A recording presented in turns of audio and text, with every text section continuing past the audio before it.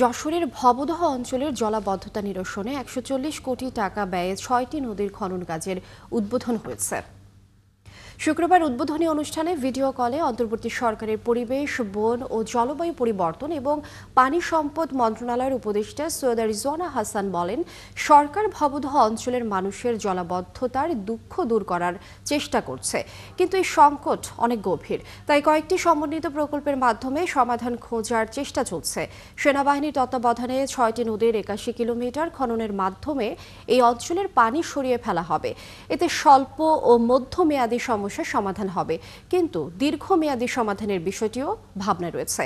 প্রকল্প পরিচালক lieutenant colonel Mamunur Rashid বলেন, ভবদহ অঞ্চলের জলাবদ্ধতা নিরসন অনেক চ্যালেঞ্জিং একটি কাজ।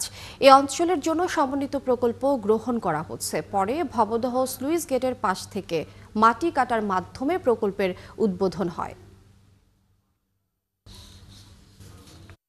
আগামী বছরের জুন পর্যন্ত, ইতিমধ্যে জুলাই, অগাস্ট, সেপ্টেম্বর আমরা আসলে এই সময় কোনো কাজ করা যায় না, বাট এই সময় যে এই শুকনো পিরিয়ডটা আছে, এই পিরিয়ডটাকে সর্বোচ্চভাবে ব্যবহার করে আমরা চেষ্টা করবো যত দ্রুত সম্ভব এই প্রকল্পটাকে শেষ করা যায়।